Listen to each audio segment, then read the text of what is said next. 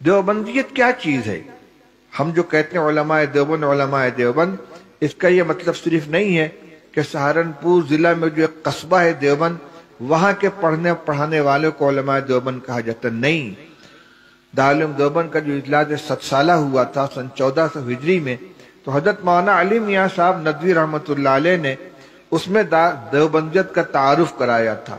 دیوبندیت کیا چیز ہے؟ سب سے پہلی چیز توحید خالص، ایک اللہ کی وحدانیت کا دل کے اندر گہرائی میں یقین اٹھ رہنا، کسی بھی طریقے سے وحدانیت متاثر نہ ہونے پائے۔ بدعات، خرافات، قبروں کی پوجا، مزارات کا چکر، طواف اور غیر اللہ سے نظریں ماننا، اس کی کوئی گنجائش نہیں ہے۔ ساری طاقت کا مرکز و محور ایک اللہ کو جانا جائے، وحدانیت مکمل طریقے سے قلب کے اندر جاگوزی ہو۔ توحید خالص اس کا نام ہے۔ اتباع سنت، حضرت نبی کریم صلی اللہ تعالی علیہ وسلم کی سنت متوارثہ جو کتابوں میں بھی محفوظ ہے اور علماء حق کے عمل کی شکل میں بھی تسلسل کے ساتھ چلی آ رہی ہے، سنت کے اوپر 100% قائم رہنا۔ دین میں جو نئی نئی چیزیں ایجاد کی جاتی ہیں رسم و رواج کے قبیل سے، بدعات و خرافات کے قبیل سے، ان کی دیوبندیت کے اندر کوئی گنجائش نہیں ہے، چاہے اس کا ظاہری لیبل کتنا بھی خوبصورت ہو، محبت رسول کے نام پر اس کو انجام دیا جائے یا کسی اور عنوان سے اس کو اپنایا جائے، لیکن اگر کوئی چیز سنت سے ٹکراتی ہے، نبی کریم صلی اللہ علیہ وسلم کا جو طریقہ ہے اس کے خلاف کوئی چیز اگر اپنائی جاتی ہے تو نہیں قبول کی جائے۔ کیوں؟ اس لیے کہ خود رسول اللہ صلی اللہ علیہ وسلم نے ارشاد فرما دیا، من احدث فی امرنا ھذا ما لیس منہ فہو رد۔ ہمارے اس دین کے اندر کوئی چیز اگر کوئی نئی پیدا کرے گا وہ رد کر دی جائے گی۔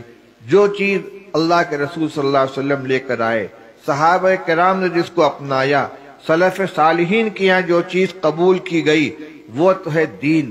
اور بعد کے زمانے میں جو نئی نئی چیزیں ایجاد کر لی گئی، رسم و رواج ایجاد کر دیے گئے، میں سب کی تفصیل آپ کے سامنے بیان نہیں کروں گا، اصولی بات کر رہا ہوں، آپ اس کو سمجھیں گے، ان کا دین سے کوئی تعلق نہیں ہے۔ دیوبندی ہونے کا معنی یہ ہے کہ توحید کے اندر بھی پختہ ہو، اتباع سنت اور رد بدعت کے اندر بھی پختہ ہو، صحابہ کرام رضی اللہ تعالی عنہم کے ساتھ محبت ہو۔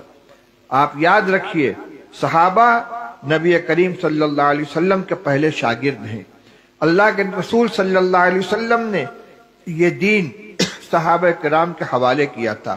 حجۃ الوداع کے موقع پر رسول اللہ صلی اللہ علیہ وسلم نے پوچھا تھا تمام صحابہ کو مخاطب کر کے، الا هل بلغت، الا هل بلغت، اے لوگوں یہ بتاؤ کہ میں نے دین تم تک پہنچا دیا؟ سارے لوگوں نے بیک وقت بیک آواز جواب دیا، ہم گواہی دیتے کہ آپ نے دین ہم تک پہنچا دیا۔ تو رسول اللہ صلی اللہ علیہ وسلم نے فرمایا تھا کہ الا فلیبلغ الشاہد الغائب، جو لوگ حاضر ہیں یہ غائبین تک اس دین کو پہنچائیں۔ علماء دیوبند کا یہ مسلک ہے کہ صحابہ کرام معیار حق ہیں، صحابہ کرام کی کسی چیز کے اوپر تنقید نہیں کی جا سکتی، کیونکہ رسول اللہ صلی اللہ علیہ وسلم نے دین ان کے حوالے کیا تھا۔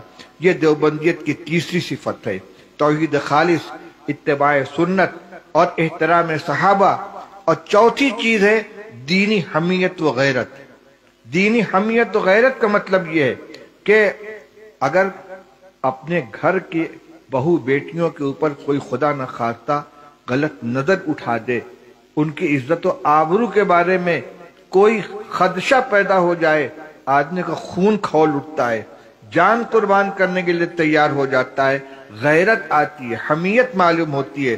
میرے بھائی، دین اسلام اور مسلک حق کی حفاظت کے لیے ہمارے اندر ایک جوش ہو، جذبہ ہو، حمیت و غیرت ہو، برداشت نہ کر سکیں۔ یہ ہو سکتا ہے کہ دین مٹے اور ہم زندہ رہیں۔